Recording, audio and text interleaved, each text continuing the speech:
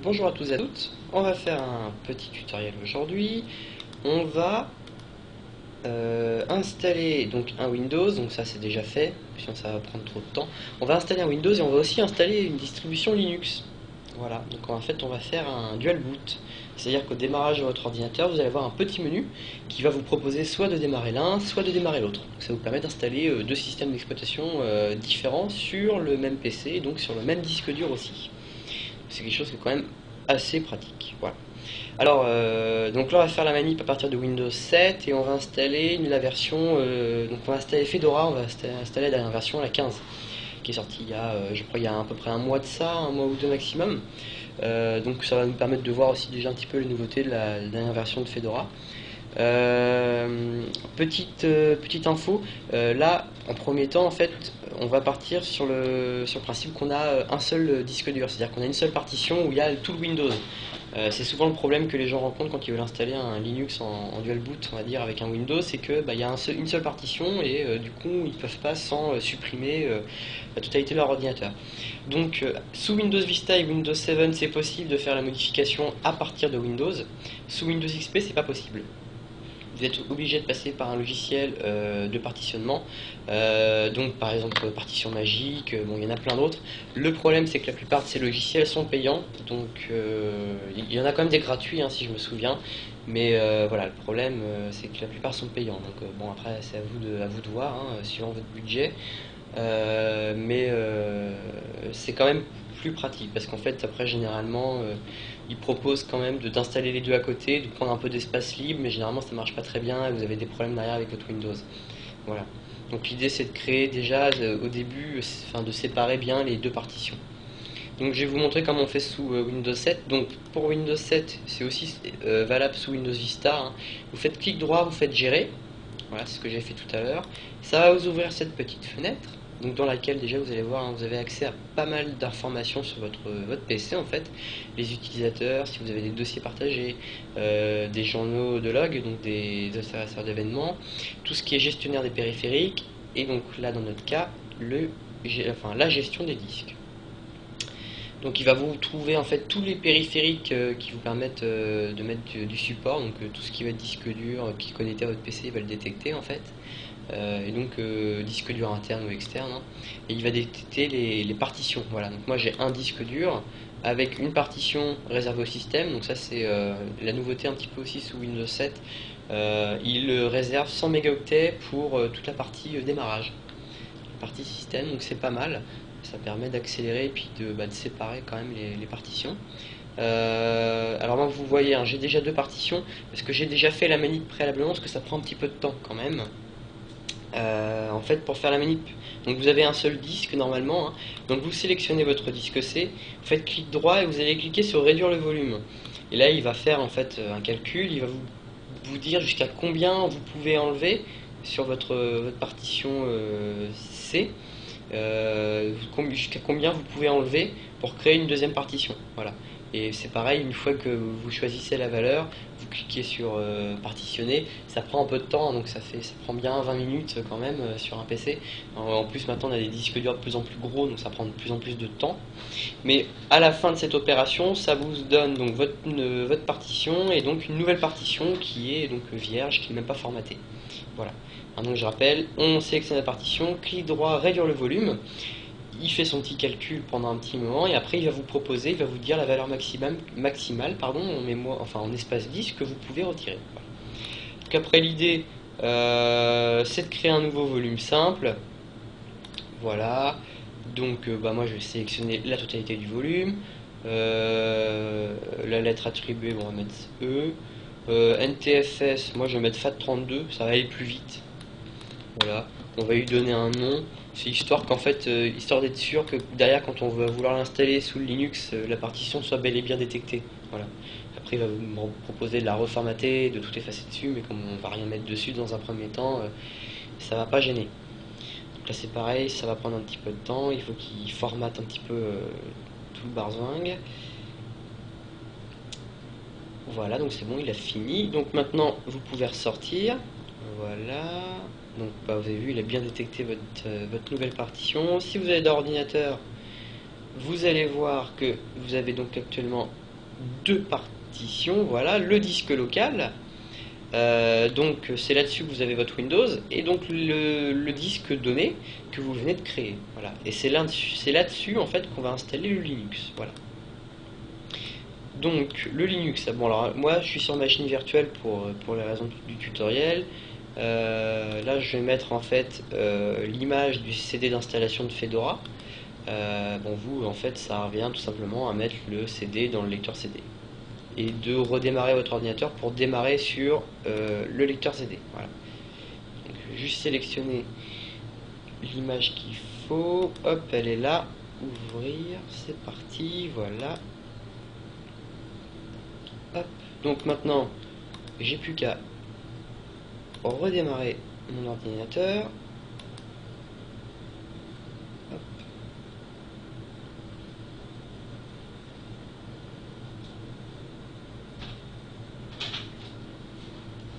Il a du coup ouvert vos fichiers.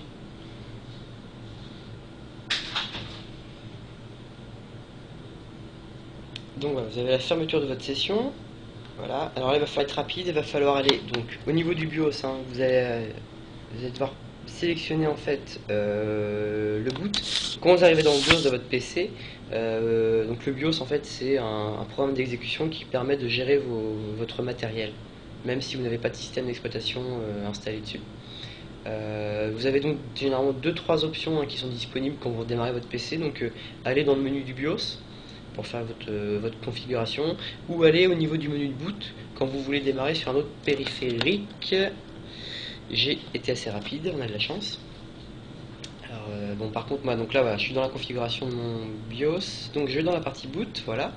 Donc on voit qu'il boot dans un premier temps donc sur tout ce qui est disque amovible, ensuite le disque dur et derrière le CD-ROM. Donc là, il va falloir tout simplement changer cette valeur. Voilà, on va passer le CD-ROM.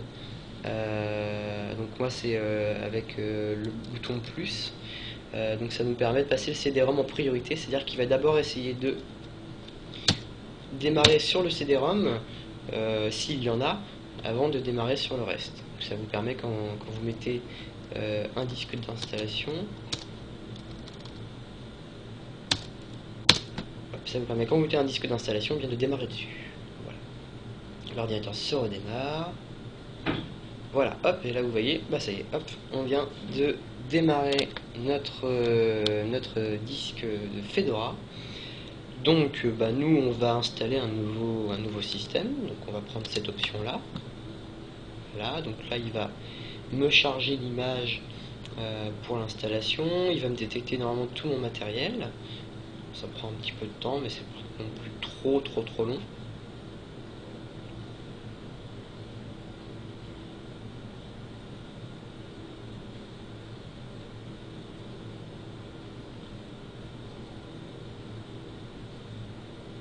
Voilà, donc là il est en train en fait de vérifier tous les drivers qu'il possède, parce qu'il y a des drivers, donc tous les pilotes pour votre matériel, donc votre carte graphique, votre carte réseau, la RAM, enfin tout ce qui est utilisé on va dire. Il compare en fait le matériel que vous avez avec les pilotes que lui il possède pour vérifier qu'il peut tout bien faire fonctionner. Voilà. Ça prend un petit peu de temps, c'est normal. Une fois que ça c'est fait, vous pouvez lancer toute la phase d'installation. Hop, ça je m'en fiche, ça n'a aucun rapport avec le tutoriel.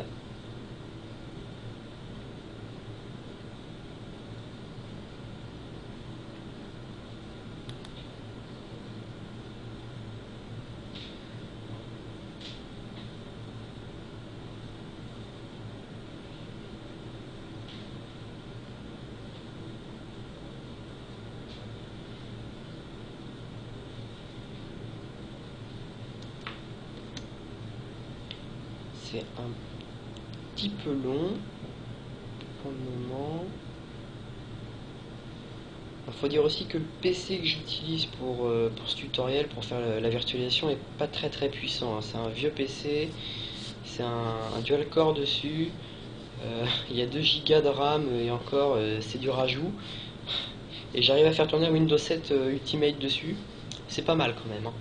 Mais du coup il est un petit peu lent, le PPR il est un petit peu limité quand même. Hein. Surtout que là du coup je vais lancer un deuxième système, ça On va dire que ça le déstabilise un peu. En mine de rien, ça avance. Normalement, là, ça devrait bientôt être fini, hein. Vous voyez, il est en train de détecter une hardware, donc il est en train de détecter tout ce qu'on utilise. Et j'espère qu'il va pas mettre ce message d'erreur tout le temps.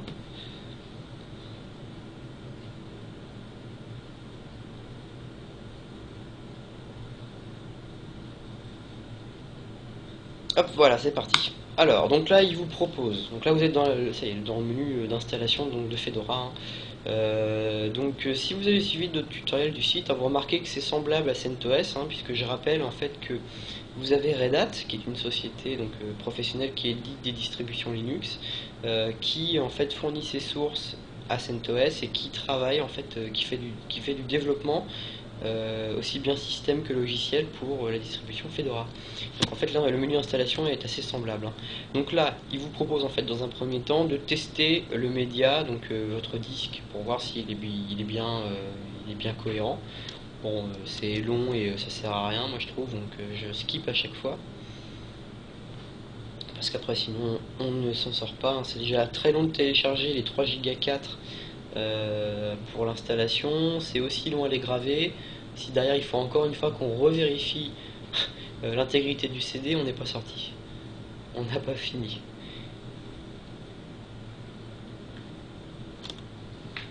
Hop, déjà on a une souris qui apparaît, c'est plutôt bon signe.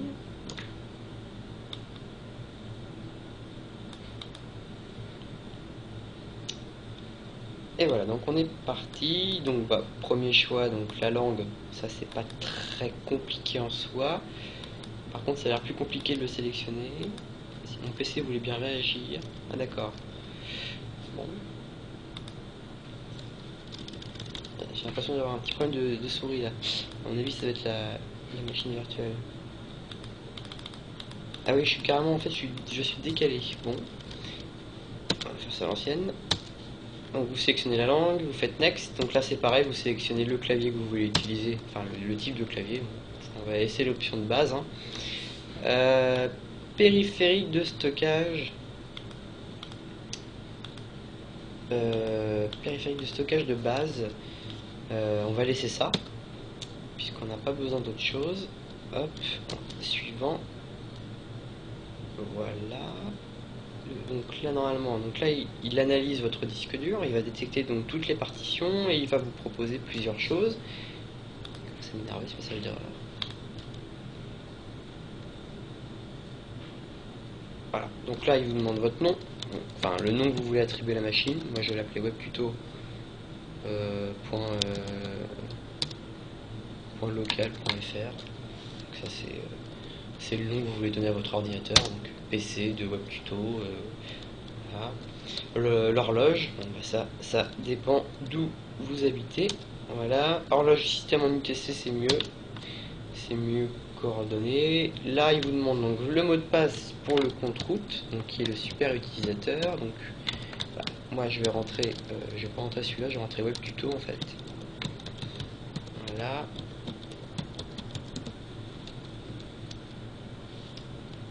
Mon mot de passe est trop faible, c'est pas grave. Voilà, donc là vous êtes dans l'espace de partitionnement de votre disque dur. Donc soit vous pouvez utiliser tout l'espace, donc vous allez tout effacer. C'est pas terrible. Remplacer les systèmes Linux existants, pour le moment il n'y en a pas, donc c'est pas la peine. Voilà, c'est ça le truc, réduire la taille du système actuel. Des fois ça marche, des fois ça marche pas, donc des fois en fait ça va vous péter votre Windows. Donc c'est pas forcément le mieux. Le mieux en fait c'est toujours de faire un partitionnement personnalisé. Moi c'est ce que je fais à chaque fois, parce que du coup c'est vous qui décidez ce que vous voulez faire. Et mine de rien, après si vous avez quelqu'un à engueuler, c'est vous-même. Voilà, donc il détecte donc ma partition de 100 mégabits, donc ça c'est la partie système de Windows 7. Ma partition de 10 gigabits, donc ça c'est la partition, donc en plus vous voyez le NTFS, hein, donc c'est la partition Windows 7, donc la partition C qu'on avait tout à l'heure. Et donc là on a le SDA 3 qui est en FAT, donc en fait c'est la partition qu'on a créée spécialement pour Linux. Donc en fait on va travailler que sur celle-là et on va faire créer, voilà, donc on va faire une partition standard. Voilà, donc on va faire une partition. Alors c'est vraiment galère cette souris décalée.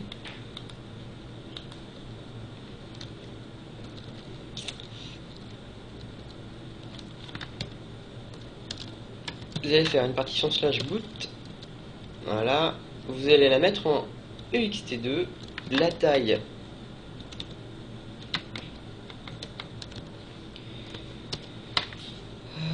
Donc la taille, vous allez changer la valeur, vous allez mettre à 100. Parce que ça va pas besoin d'en mettre plus. Voilà, donc en fait là-dedans vous installez tout, ça crée une partition spécialement faite pour vos...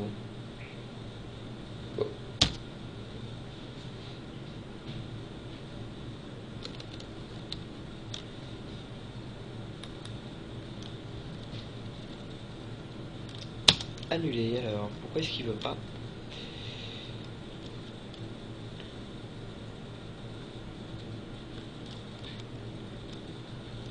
Donc on va aller voir celle-là.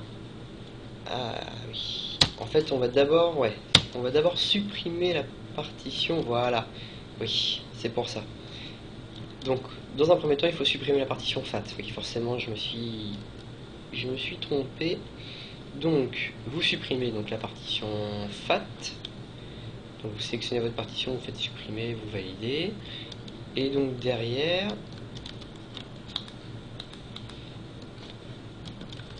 voilà, vous sélectionnez votre espace libre. Et vous allez donc créer donc votre partition boot en EXT2 avec donc 100 mégabits. Voilà, vous faites valider et ça marche mieux tout de suite. Voilà, donc vous commencez à partitionner en fait la partition scène que vous avez créée. La deuxième partie, hop, on va faire une partition swap. Voilà, donc le swap, c'est la partition d'échange. Donc en fait, ça prend le relais sur votre RAM quand elle est saturée. C'est un espace réservé sur le disque dur qui permet, voilà, ça prend le relais sur la RAM, donc c'est quand même assez pratique. Donc, alors moi je m'ai mis 24, donc 1 giga en fait, parce que j'ai pas beaucoup d'espace sur mon disque. Ce serait dommage qu'ils me disent pour le tutoriel qu'il n'y a pas assez d'espace dessus pour installer le Linux, mais normalement il devrait y en avoir. Donc la partition swap, vous pouvez très bien faire 1 giga, 2 giga, bon, au-delà de 2 gigas c'est plus très utile. Hein. Du coup, la partition libre qui reste, donc c'est à peu près 8 gigas, donc, enfin non presque 9. Donc on va faire le point de montage en slash, donc c'est l'ensemble du système d'exploitation qui va être installé, donc le reste du Linux. Le système de fichier c'est le XT4, ça convient parfaitement. Taille fixée, non, on va faire remplir jusqu'à la taille maximale permise. Et moi, je vais chiffrer ma partition. Voilà, c'est-à-dire que on ne pourra pas accéder à mon ordinateur sans rentrer un mot de passe. Voilà. Donc là, justement, il me demande de saisir ma phrase de passe. Donc en fait, qui va me demander à chaque fois que je vais redémarrer l'ordinateur, que je vais allumer mon système, en fait, à chaque fois, il va me demander le mot de passe. Voilà.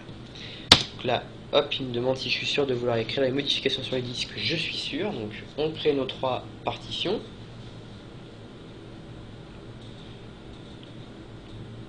Voilà, donc il est en train de toutes les formater. Il est en train aussi de faire donc tout le chiffrement. Donc il crée, voilà, vous voyez, chiffrement de SDA6, donc toute la partie système de Linux. Comme ça, ça va me permettre, en fait, ça va me permettre que si quelqu'un récupère mon PC, tout simplement, hein, s'il démarre, il va falloir qu'il rentre un mot de passe, sinon il ne pourra pas accéder aux données. C'est pareil si on vous vole juste sur votre disque dur, par exemple, c'est pareil, en fait, les données seront chiffrées, donc la personne ne pourra pas récupérer vos données. Alors c'est fait, bon, en tant que particulier, c'est un petit peu poussé à l'extrême. Bon, c'est vrai qu'après dans les entreprises, quand vous avez des données sensibles sur des ordinateurs, c'est pas rare quand même de voir ça, une partition chiffrée. Notamment par exemple quand vous avez une messagerie, vous avez tous vos mails qui sont donc par exemple avec Outlook, qui sont donc redirigés sur votre PC, enregistrés en local.